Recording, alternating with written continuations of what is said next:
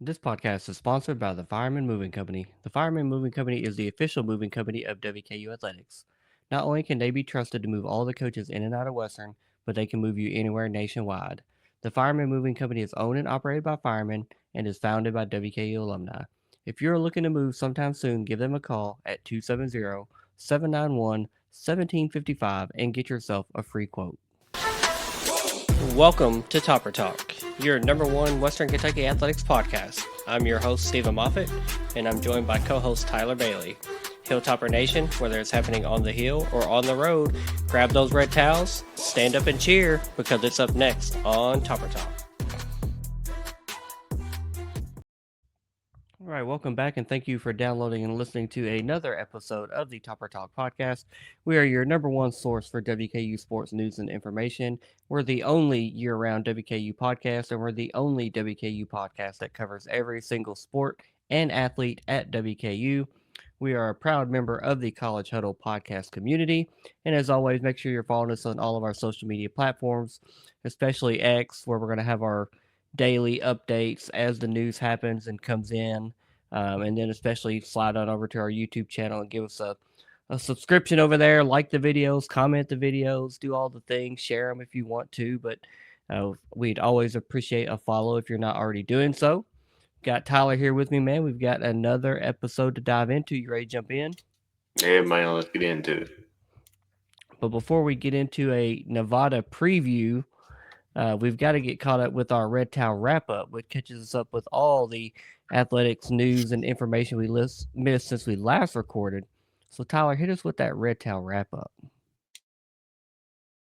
All right, so Pro Top Upton Stout got his first NFL sack.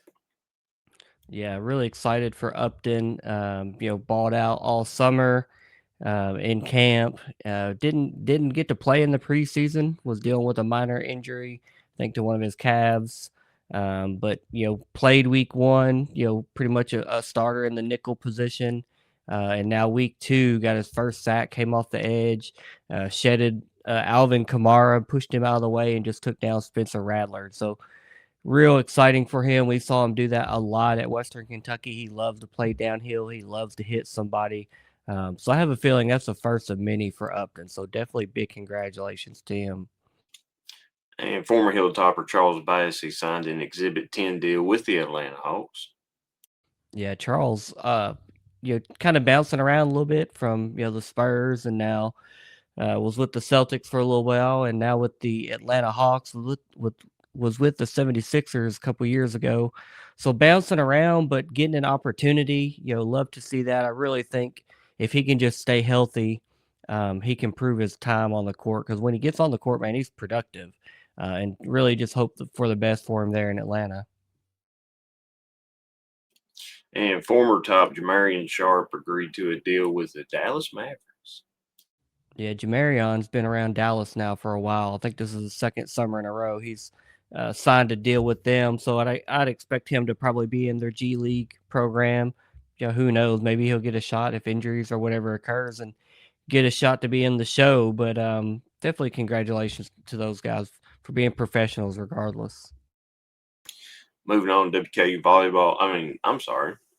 soccer versus Austin Peay ended in a 0-0 draw.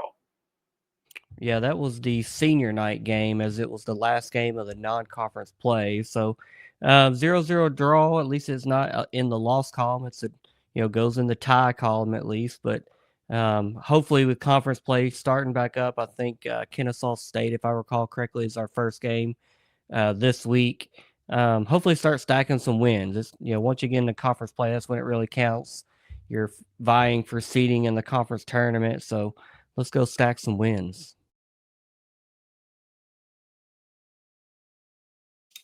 WKU volleyball versus High Point ended with a W for Western 3-0. WKU versus ETSU. Western got that win also to a tune of 3-0 and 3-0 versus VCU. Yeah, good weekend, and that was all those games were at the ETSU Invitational over in Johnson City. Tennessee. So nice to see him bounce back, a little healthier. I think the whole team, if I'm not mistaken, was available and was playing. Only one of those games was televised on ESPN Plus. That was the ETSU game. The other games you just had to keep up with, on WKU Sports. So, but still nice. Three sweeps. 9-0 for the weekend. That's a really good weekend, and I bet there's more to hear about that. There sure is. Thanks to that tournament, Faith Hill was named Conference USA Defensive Player of the Week. Callie Bauer named Setter of the Week, and Kira Knox was named Freshman of the Week.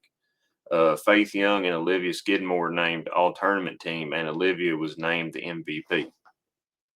Yeah, so really good weekend for several ladies. Obviously, if we pretty much sweep the weekly awards that Conference USA hands out weekly, three Hilltoppers. Love to see that. And then obviously Faith Young and Olivia Skidmore both had really good tournaments. Love to see that. Olivia named tournament MVP. She's just a sophomore, had a really good tournament. So love to see that as well. Man, there's a lot of young talent on this team, a lot of depth on this team. Even through the injuries, we've been competitive and have been winning matches. Whenever the next top 25 rankings come out, which actually might have been today, I didn't look. I'm sure we're still slightly out of the top 25, but we've got a big match coming up this Tuesday. As this will be released Tuesday, later today, we'll have a game against Vanderbilt in Diddle Arena. That'll be a big one. Then we're back at home for a couple more games as well. So keep winning. We'll be top 25. We got this. Moving on to cross country, WKU Cross Country Southern Showcase. Men finished 21st with Ryan Hendricks finished at 89th. Mike Carnell finished 106th. And the women finished 18th overall. Kenley Kunkel finished 45th. And Brooke Greenwell finished 69th. Yeah, we had a total of 19 runners overall, so I wasn't gonna make Tyler list every single one of them with their finishing position and their times. As always, those results are on WKUsports.com. But both teams had good showings. I think there were 9 personal bests that were ran amongst the 19 runners. Both the teams improved upon their finish in the same invitational last season, and what was a really good and loaded field of teams and other colleges. So congratulations to all those runners. WKU Baseball announced signing of outfielder Kiefer Tarnacki, outfielder Hayden Narzenius, pitcher Jacob O'Day, and pitcher Mick Ubahor. Yeah, Rarden just continues to reload over there on the baseball diamond. Really excited to see this team once he gets them all together, which, I'm sure the roster is just about complete. With school's been started for a month now, so I'm sure those guys have been on campus. Just signings just getting announced for whatever reason that is. But excited to see this team. It's going to be a lot of new names, a lot of new faces. But I'm sure it's going to be some guys that help us win a lot of ball games. So looking forward to it, and welcome to the hill to all those guys. And Lady Topper Golf, they finished in second place at the Badger Invitational after 2 rounds, or they're in second place at the Badger Invitational after 2 rounds. Sydney Hackett is tied for first, and Leah Edwards is in eighth place. Yeah, I love to see that. The Lady Toppers shot their best round of golf of the fall season so far in that second round and moved up to second place. Sydney Hackett fired under par to be in the tie for the lead. Really love to see that. We all know that we're replacing an all time great in Katie Craig, but this Lady Topper team show, man, they've still got some talent. Sydney's kind of that same type of golfer that Katie was. She's going to be at or near that top of the leaderboard pretty much at all times. So hopefully they finish it off strong tomorrow with another good third round, and at least stay in second. I think they're 11 shots behind first. It's a big deficit to overcome in one round, but hey, anything can happen. Let's go get them, ladies. And that concludes this week's episode of the Red Tower Wrap Up. Moth, back to you. Good stuff as always. Several games and lots of good finishes and results. So love to hear all of it. New toppers as well. So definitely good stuff to to wrap up there. But now we got to dive into our week 4, game 4 preview against Nevada. That game is this Saturday, 9:20 at the House here at home. The game will be kick off at 6 p.m. It is on ESPN Plus, and it is parents and family weekend here in Bowling Green, Kentucky. So expecting a pretty solid crowd as long as the weather cooperates with us like it did last year, at least for the first half of that Toledo game. I would expect we're pushing 17, 18,000 plus, hopefully. WKU enters the game at 2-1 overall. We're coming off our first bye week of the season. And obviously the week before we took a pretty brutal loss to Toledo. Hopefully we use these 2 weeks of practice to clean up some things and get a little bit tighter, and ready, quite frankly, for a tough opponent. What I think is going to be in Nevada. They're coming in with a 1-2 record, and they most recently are coming off a 13-14 loss to MTSU last week. Now, Nevada is led by Coach Jeff Choate. He's in his second season as head coach, and he has an overall record of 4 wins and 12 losses. Last year, Nevada finished 3-10 overall, and they were 0-7 in the Mountain West Conference. But I've said it several times in season preview and leading up to this game, they're tougher on paper than they look. Six of the 10 games they lost last year were 1-score games. So this easily, could have been a 6-9 win team if they just had a possession or turnover or just a ball bounced their way. 6 1-possession games, 1-score games lost last season is brutal, and that's in a tough Mountain West Conference.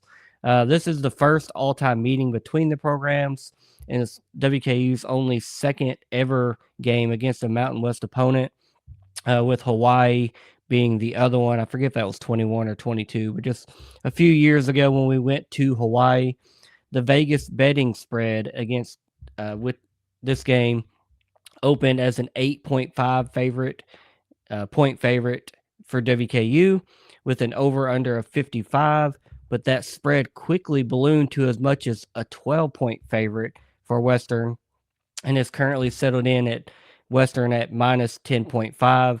And the ESPN matchup predictor gives WKU a 79.1% chance of victory compared to only 20.9% chance for Nevada. So, Vegas always seems to know pretty big spread. ESPN, FPI matchup predictor really likes WKU. Tyler, how are you feeling about this Nevada matchup before we dive into it? I'm feeling pretty good about it. I know MTSU's trash, and the fact that MTSU just barely beat them, that just boosts my confidence in this game being a dub for Western. And like I said, we're going to jump into it, but I feel like this should be a good game for Western to play in. Yeah, I think it's going to be a good one.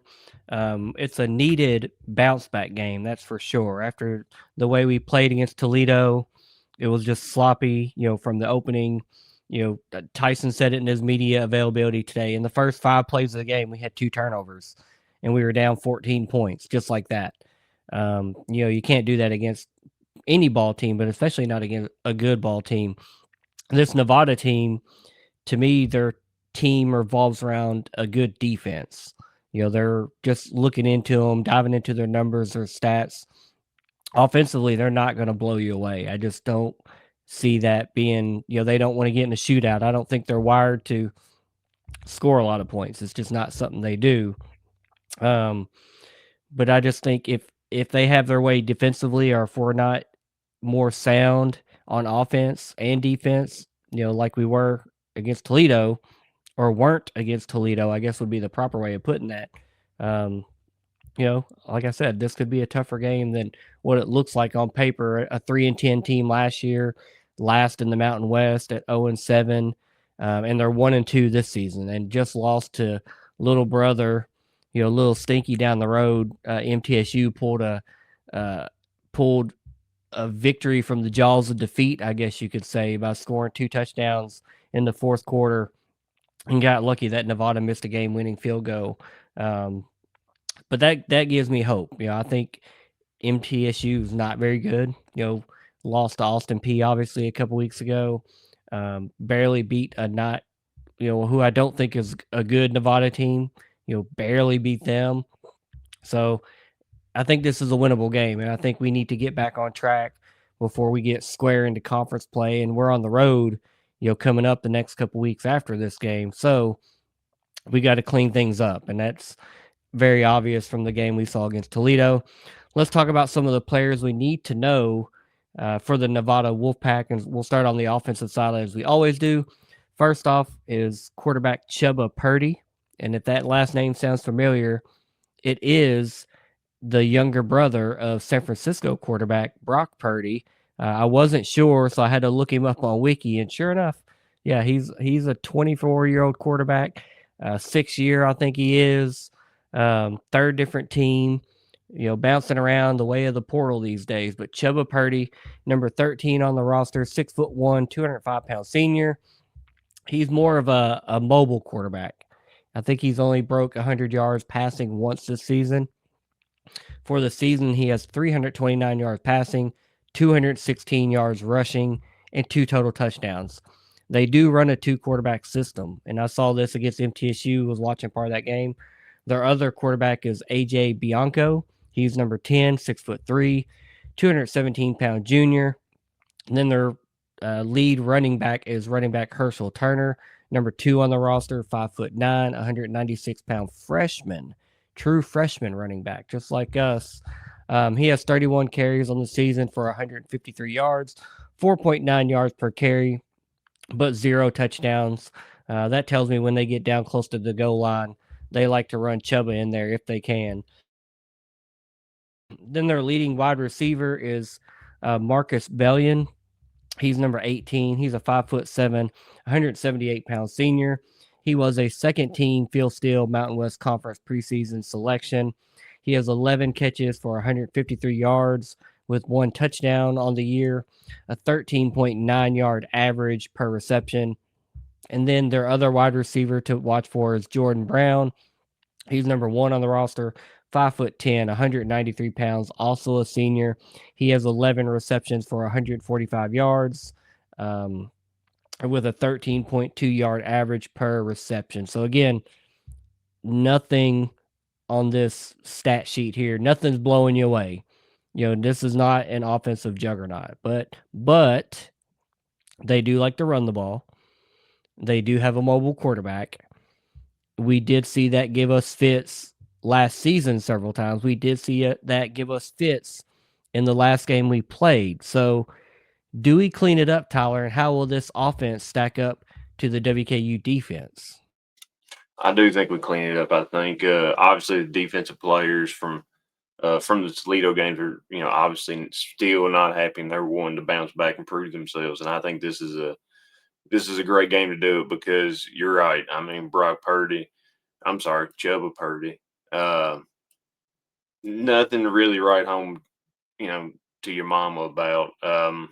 Yes, he is the leading rusher, 216 yards. So if you get pressure on there, maybe set a spy on him to contain him and force him to throw the ball.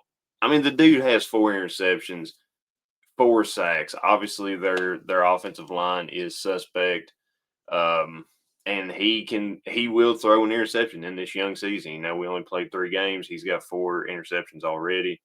To only 1 touchdown pass thrown. So, uh, I mean, I I like the way our defense can really rack up the numbers against him, and I feel like our safeties and all that will be gunning for a few pick sixes or at least a few interceptions. Turnover tops is key to this game. Running game, Herschel Turner, 31 carries. He ain't got no touchdown. His longest run is 64 yards. Hopefully he doesn't bust out a 65, 66, 67 yard run this game, we can keep that at 64.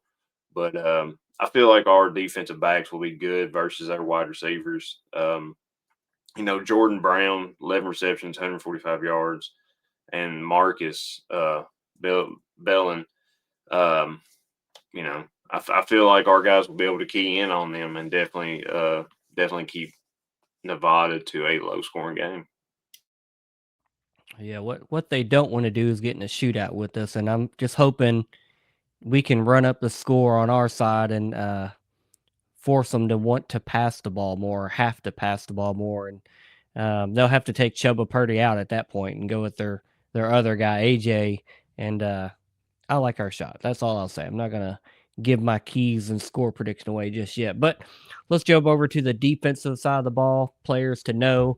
First off is defensive tackle Nelson Rapoti. He's number 43. He's a 6'3", 295-pound senior. He's a third team Phil Steele Mountain West Conference selection. Then defensive lineman Dylan LaBarbera, number 32. He's a 6'1", 248-pound junior. He has 21 total tackles on the season with 2 sacks. Next is linebacker Najee Logan. He is a third team Phil Steele preseason Mountain West Conference selection. And then linebacker Stone Combs. He's number 33 on the roster, 6'1", 227-pound junior. He has 21 total tackles on the season with a half a sack credited to him. And then one of their cornerbacks, cornerback AJ Odoms, he's number 1 on the roster, 5'10", 178-pound senior. He's a third team Phil Steele preseason Mountain West Conference selection. And then lastly, a safety, Mervin Kenyon, number 5 on the roster, 5'11", 202-pound senior. He is a fourth team Phil Steele preseason Mountain West Conference selection, and he has 15 tackles total so far on the season. So again, I think this is the strength of their team. I think they've got guys that fly around. They have a lot of P4 transfers. When you dive into their roster and where these guys came from, um, they do have some players, and they generally are going to be in low scoring battles. It's not going to be 30-40 generally, typically. So I think if they can grind you down, kind of like they did MTSU for 3.5 quarters, it was 13-0 in their favor. They looked to be cruising to a victory before they got loose, and Nick Vadiato threw a couple touchdowns, and again, MTSU stole a victory basically. They should be sitting winless, quite frankly, but they got to win. It is what it is. But Tyler, how do you think this defense will match up with our offense? I don't think they can match up against our as many weapons as we have. But Stone Combs, he obviously is a good player. 12 solo tackles, 21 total, and that Mervin Kenyon, defensive back. But you look at their defense; they have 5 pass deflection defended and 2 interceptions. And their sacks, they have 8 sacks for 52 yards, sack yards. So, yeah, this team can get in the backfield. I mean, obviously they did, and I don't know if they got sacks against MTSU. I would like to think they probably did because I mean I know the first game was against Penn State, second game was Sacramento State, but um, I mean obviously they can get in your backfield and be disruptive to your offense. So I think Maverick's going to have to keep his head solid, go in, stick to the game plan, make great read good plays. And I think also our offensive line has to hold. And hopefully, whenever we run the ball, our running backs have some good lanes to bust through and get some yardage on that. Yeah, I think one thing that's in our favor is that we are coming off a bye week. We're coming off a bad game against Toledo. We've got a lot of players and coaches, quite frankly, that are pissed off about how we played. Heard Tyson say it in his press conference today, man. There's no reason we shouldn't. We moved the ball well enough. We should have scored 35 points against Toledo. We just left points off the board. We're right there. Could have had it. If we score 35 points, that's a one possession ball game. That's you put yourself in that position on the road as the underdog. In the fourth quarter, anything can happen. Players tighten up, things tighten up, and you give yourself a chance to win. You don't do that when you play sloppy ball and you spot somebody a 14-point lead at home and they get all the momentum and then they're just running all over you. They want to bleed that clock, get out there with the victory. They're running all over you. We're not stopping it. Don't blame them. So I'm glad we've had a bye week. We got healthy. Hopefully, we got cleaner and ready to just come back out and show that we're a better team than what we showed against Toledo. And I'm sure that we're going to do that. So let's jump into our keys to victory. Tyler, what is your first key to victory versus Nevada?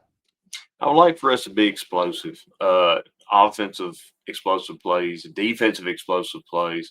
Yes, you're right. The players and coaches were all upset and pissed off, as well as they should be. They've had a week to think about it, 2 weeks to think about it. So let's tee off on Nevada. We've got to come out and win on first and second down. We have to keep Nevada behind the chains. We have to keep them in third and long situations, third and 5+ situations to where they're not just ramming the ball down our throat for, third and 1, third and 2 for a first down or running, Chuba Purdy out of the backfield for a first down. We have to win on first and second downs, and that's going to be on our run defense. That's going to be on the D line. Can we get back there and just stop them? We know what they want to do. It's not a secret. Can we do it? Can we stop it? What is your next key to victory, Tyler? It was originally going to be control the trenches, but I changed it to force them to throw the ball. And I'm going to stick with that because you take that run game away from them. Obviously, that is a huge part of their offense. So if we can do that and we force Brock or AJ to throw interceptions, which they both have thrown interceptions this year, I really like our chances of getting out of there with a W. If Brock suits up, I won't like it. It better be Chuba back there, if Dang anybody. it! Why do I? You had to say Brock Purdy. Turf Yes, toe. Brock's got turf toe. He ain't playing anyways. Mac Jones is playing. Um, Chuba Purdy. my second key to victory is one that I mean you could almost insert it for every game, but I'm going to reinsert it because it was a key last game, and quite frankly, ended up being a key to defeat, and that's win the turnover battle. We have to take care of the ball. We have to value the ball.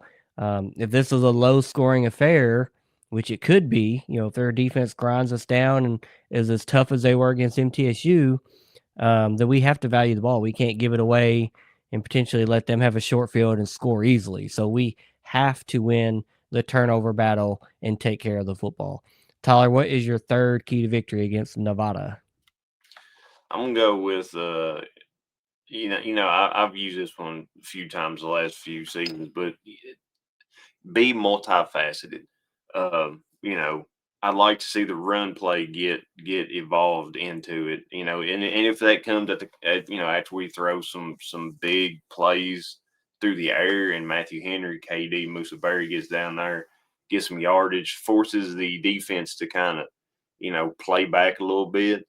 And then we just bust up the middle or run around the outside with the running back. I would really like to see that. See us be effective both passing and running the ball, and that's going to be my third key. Yeah, no, I sound like a broken record, but man, I think it's just so important. But the battle of third downs to me, both offensively and defensively, we have to be successful on third down. We have to continue drives. Again, I think this could be a lower scoring affair than we're used to seeing. Hopefully we take care of the ball, but this could be a game where field goals matter. And you've got to convert some drives and get down into field goal range. I'm not saying my score prediction. You don't look up yet, but we have to win third down conversions, and we have to get them off the field on third down. I mean, that was my number one key to victory was win first and second. So we're putting them in third and long. So that third down battle will tell a lot of tales. So I think that's my third key to victory. Tyler, who is your MVT versus Nevada? Typically we go with Maverick. I know I have. I'm gonna go with Matthew Henry this game, and I would like to see him get some big explosive plays, and like I said, force the defense to back up, play deeper, so our running backs can get in there and bust open some big runs. Well, guess who's throwing Matthew Henry the ball? Maverick McIver. That's my MVT, baby. I'm riding that horse until he bucks me off of it. And quite frankly, that ain't happening. That's my dude. Riding with him. I think he's that important to this offense and what Coach Bowie and our team wants to do. Didn't have his greatest outing versus Toledo, but hopefully redeems himself. Shakes his first interception of the season off, comes back and throws for 300 plus. 3 4 touchdowns would be nice, and leads us to another solid victory. So give me Maverick McIver all day, every day, twice this coming Sunday. Tyler, what have you got for a score prediction versus Nevada? All right, score predictions. Over and under is what, 55, 55 and a half. I think that easily gets blown out, or not easily, but Western eats up a whole lot of that, and they need to come out play pissed off. I think they're going to. I think they're going to show that Toledo game was a outlier, um, to a tune of 52-7. WKU wins. I was thinking they only scored 13 against what, MTSU. I mean, our defense is better than them. Um, our offense is a heck of a lot better. So I think WKU is definitely going to win this one easily and go for the over. That's just me. I'm going for the over. I mean, you got WKU 50 burger almost getting over just themselves. That's I didn't know we were doing hot takes this game. Dang. I'm not going that strong. I'm not going that strong. But I do like WKU to win. Looks like we're slightly on the under, but the spread is good. And tops win, you win. I have us winning 34-17. So we double them up. I don't know that we get to 40. I would love for us to get to 40. I think 30 is a must, and I think I've said that for a long time, since before the dawn of this podcast, pre Topper Talk, back in the Moonshine Throwdown days. 30 was my magic number in Conference USA, and that has not changed. We have to score 30 points per game. This isn't a conference game, but we have to score points. That's what the Helton offense wants to be. It's what we want to do. A bunch of yards is going to do us nothing. We got to put points on the board. 34-17, nice convincing victory, nice bounce back victory, and hopefully reinstill a little confidence in the fan base. Um, Keep people showing up the rest of the season. We're about to get into the meat of conference season. Road games with Missouri State and Delaware coming up after this game before another bye week, and then we're in the meat of it. We're in October midweek games and November homecoming after that, and just it gets cold. And if we're losing ball games, attendance is gonna be rough. But we could turn around, win this one convincingly, go win some games on the road. Be in position to control our destiny into October and November for potentially a conference championship game. Hopefully, hosting here at the Houch. Um, Again, everything's still in front of us with this team, despite the loss to Toledo. Ugly as it may have been, this is still a good football team that can win games in Conference USA. We can win this game versus Nevada. I have no doubt. Middle Tennessee can go beat them at third place. No doubt in my mind that we can turn around and beat them the very next week. They've got to travel all the way over here to us. We're coming off a bye week. There's just a lot of built-in advantages for us in this game. It'll be really fun to go back to Nevada next year. I don't think I've ever been to Reno. I've been to Las Vegas, but it might be a fun trip to schedule and circle for next season in the non-conference play. So maybe looking forward to that a year early. Who knows? But definitely looking forward to this Saturday football back in the house. Looking forward to Tuesday volleyball in Diddle Arena versus an SEC opponent in Vanderbilt. First season having volleyball in 45 years. Um, we'll get out and support the Lady Toppers. That's going to be a big game. Hopefully, it's well attended. Fans come out, parents and family weekend come out, wear red, be loud, and let's root on the Tops to a big victory. Tyler, hit us with your final words and take us on out of here. Yeah, this is awesome that we're getting to play this team for the first time in program history. So I mean that's something, and I'm glad it's Parents Weekend. So yes, there should be a lot of people there. It's going to be. It seems like it's going to be a beautiful weekend. And it should just be a good game. the team's coming back. You're right, coming off a bye week helps us. So we got that extra week to study film, get the players ready, get the players healthy if any of them are hurt or a little banged up. Um, and yeah, this should be a good victory for WKU. Um, Also, hey, so I was keeping up with the scores of Conference USA last week, and I seen that Marshall lost to Mo State. You know, um, that should be interesting when we play them here soon. Boy, you hate to see it, don't you? You just hate to see it. But you know, that Marshall I know ain't the Marshall of whenever we was playing them 2014, but you just enjoy seeing Marshall get beat, especially by a former FCS school. Um, so it should be. I just got to throw a little shade. Uh, but yeah, I hope everybody comes out, enjoys the weekend, enjoys the game, enjoy game day. If you're at the tailgate, just it's an easy walk over to Diddle or walk over to the Houch.